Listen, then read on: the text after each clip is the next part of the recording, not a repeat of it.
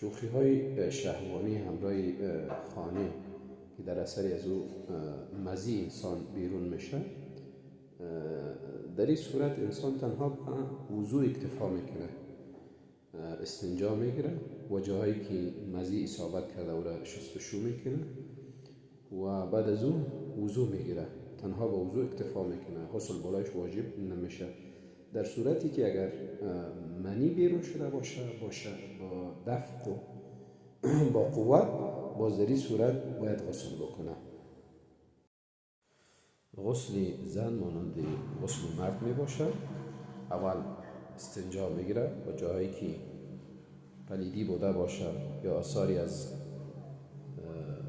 منی و غیره ایره پاک میکنه و باز وضو میگیره مانند وضوی نماز و بعد از اون آب به تمامی جسمش میریزانه. اول 3 بار به سرش بریزانه و بعد از اون به طرف راست و باز به طرف چپ. به قسم غسل خود تکمیل میکنه و در آخر باز پای خود بشوره.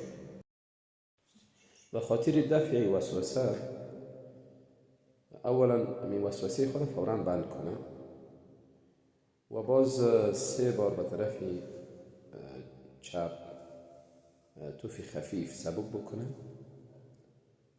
و اعوذ بالله من الشیطان الرجیم جمله را تکرار کنه، یا آمنت بالله و رسولی اعوذ بالله من الشیطان الرجیم ایره بگو و همچنان همیشه ذکر از کار داشته باشه.